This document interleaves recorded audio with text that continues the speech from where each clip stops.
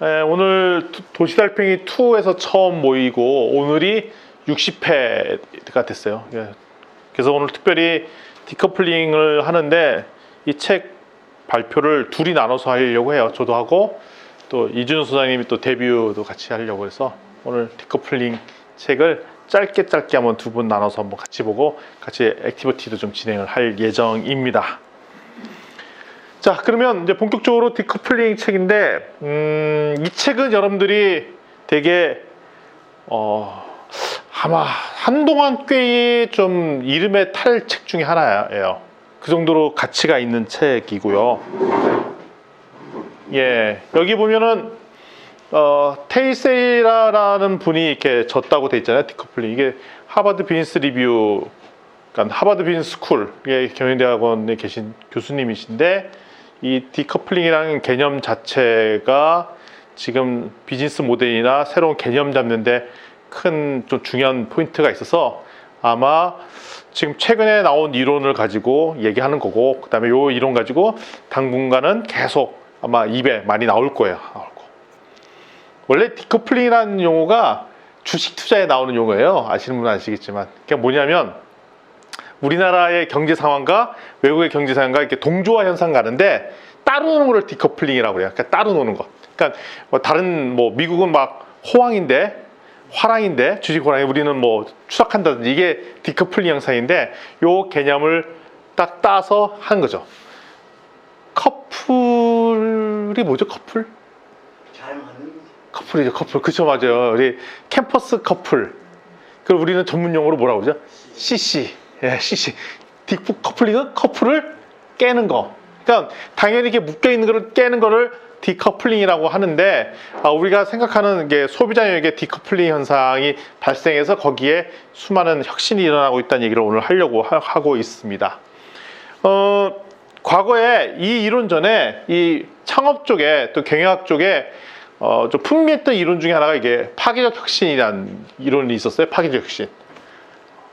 파괴적 혁신은 저희가 북새통에 일의 언어라는 책을 한 적이 있는데 그 책의 저자이기도 해요. 일의 언어. 좀 됐어요. 그 책이 기억이 나시죠? 일의 언어 갖고 했던 그 책, 파괴적 혁신을 썼던 책인데, 이거는 뭐냐면 주도하는 기술이 있으면 그 기술을 넘는 차세대 기술이 나오는데, 차세대 기술은 처음에 만든 것은 미약해. 기술력이 또 떨어지고 신기능이지만, 그래서 기존의 전통적인 기술이 새로 나온 기술을 가지고 우습게 생각한다는 거죠. 대표적으로 뭐냐면 우리 전기자동차 맨 처음에 딱 나왔을 때 우리는 뭐라고 생각하면 저거 우습게 알았잖아요. 전기자동차. 왜 우습게 알았냐면 첫 번째, 배터리 충전하는데 몇 시간 걸려. 그리고 충전해서 오래 못 가. 그럼 우리는 그게 뭐냐면 그걸 웃다 써. 그래서 야, 무슨 전기자동차는 아직 한참 오래된 이야기야 라고 해서 당연히 가솔린차나 디젤차가 대세를 이룰 거라고 3년 전까지만 해도 그렇게 생각했는데, 지금은 많은 사람들이 전기자동차 사볼만 한데로 생각이 바뀌었죠. 예, 그렇게 급속도로 바뀐다는 거죠. 그러니까 초창기 때 나왔던 전기자동차는 당연히 기술력도 떨어지고 품질도 떨어지는데 일부 소수 매니아만 타죠.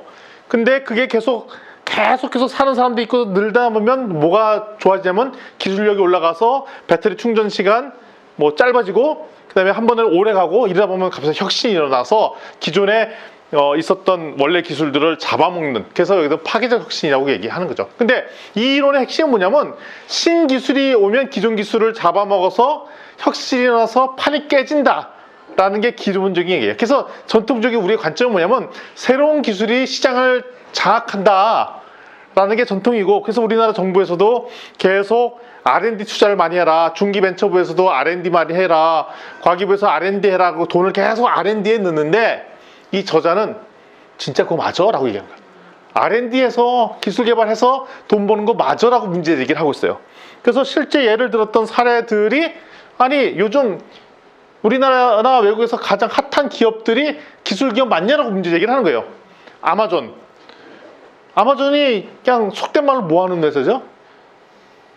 시작은 인터넷 서점에서 시작을 해갖고 인터넷 쇼핑몰이잖아요. 물론 지금 드론도 띄우고 여러 가지 하지만 엄밀히 따지면 그냥 쇼핑몰이에요. 쇼핑몰. 그냥 기술력으로 뛰어난 게 아니라 우리가 다 아는 기술을 쓰는데 우리가 못다하는 거죠. 예. 지난주에 큰 사건이 있었죠. 배민이 이제 독일 기업한테 팔려 나갔잖아요. 예, 인수에 갔죠. 배민은 뭐예요? 배민이 그냥 어플이잖아. 어플 저기 예, 배달 식사를 시키는 어플인데 거기에 고도의 하이 테크놀로지가 숨겨져 있습니까? 그거 아니잖아요. 그거 숨겨져 있지 않죠. 우버는 뭐예요? 우버는 그냥 그 일종의 렌트카예요. 그냥 렌트카죠. 렌트카. 차를 그냥 콜 해갖고 불러서 꼭 택시 기사가 아니더라도 하는, 근데 그 어플이잖아. 어플. 그러니까 새로운 기술을 만든 게 아니라 기존에 나왔던 기술을 가지고 새롭게 판을 만들었던 거죠. 에어비앤비도 마찬가지로 빈 방을 대여 빌려준 거잖아요. 이것도 같은 게 기술이 특별하게 하이텍이 들어간 게 아니고, 달러 쉐이브 클럽 책에는 나오는데 요거는 아마 처음 들어보시는 회사일 거예요. 요거는 뭐냐면 그 면도기 회사예요. 면도기 회사. 예, 면도기 회사. 달러 쉐이브 클럽. 그러니까 기존에 우리 전 세계적으로 일회용 면도기로 마켓 쉐어를 1위를 차지하는 회사는 어디죠? 질레트예요. 질레트는 면도날 면도기 모델로 유명하죠. 왜냐하면 면도기는 되게 싸게 팔고 면도날을 비싸게 사용해서 거의 우리의 종속되죠. 우리나라보다 미국 같은 경우는 질레트가 한 70%, 80%의 마켓 쉐어를 장악할 정도 강력한 회사였었어요. 그런데 이 회사는 뭘 모델을 했냐면 그게 아니라 월 정액을 내면 그냥 알아서 면도기랑 이랑 심지어는 그 면도 크림까지 세트로 계속 그냥 배달해 주는 거예요. 그냥 배달. 새로운 방식입니까 이게? 새로운 하이텍이 들어가 있어요? 아주 조금만 생각하면 생각할 수 있는 그런 여지들이잖아요. 근데 이 회사 때문에 지금 질레트가 위험해졌어요. 그 미국에서. 근데 이 회사가 생긴 지 10년도 채 안 된 회사가 그 소위 말하는 공룡 같은 질레트를 잡아먹을 정도로 급속도로 판돈이 바뀐. 이거는 월 정액만 내면 알아서 그 소위 말하는 일회용 면도기를 배달해주고 그 크림까지 이렇게 주는 서비스를 해주는 요 서비스. 요 공통점이 있네요. 이 회사는 우리나라에 아직 진입해 있지 않습니다. 요 세 회사. 에어비앤비는 들어와 있고요. 배민은 우리나라 거고. 그래서 지금 보면 전 세계를 주도하고 있는 회사가 기술 기반 회사가 아니라는 거예요. 실제로 주도권을 잡고 있는 회사가 다 기술 기반 회사가 아닌데, 그럼 얘네들이 뭐하냐? 파괴적 혁신을 한 게 없다. 그 얘기를 하고 있습니다. 그럼 뭐 했냐? 책에도 나오고 있지만 고객의 가치 사슬을 잘 분석하고 그거를 해체시키는 방식으로 혁신을 일으켰다. 그 얘기를 하고 있어요. 그러니까 전형적으로 고객이 구매하는 프로세스를 보면 어느 물건을 살까 고르죠. 평가하기. 그 중에 하나를 딱 고릅니다. 선택하기. 그리고 실제 돈을 사죠. 그러면 산 다음에 뭐 합니까? 실제로 소비하기.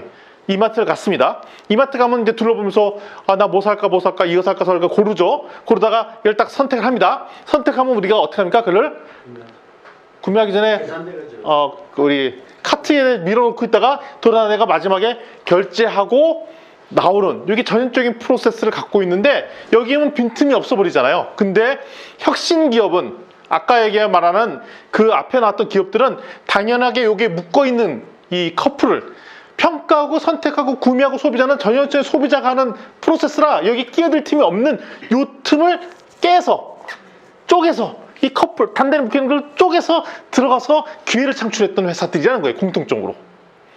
그 얘기를 잠깐 해보도록 하겠습니다. 예를 들면 선택하기 위해서 구매하기, 여기 쇼루밍, 이게 아마 책에도 계속 나오는 쇼루밍인데, 쇼루밍은 뭐냐면 이런 거예요. 그 대형 서점에 가서 책 보다가 이 책이 내가 사야 될지 말을지 고르는 거죠. 근데 실제는 어디서 사? 그럼 어디서 가면, 여기서는 일단은 이 책 사야 될지 보고 주문은 집에서 그 자리에서 바로 해요. 바로 그 자리에서 하죠.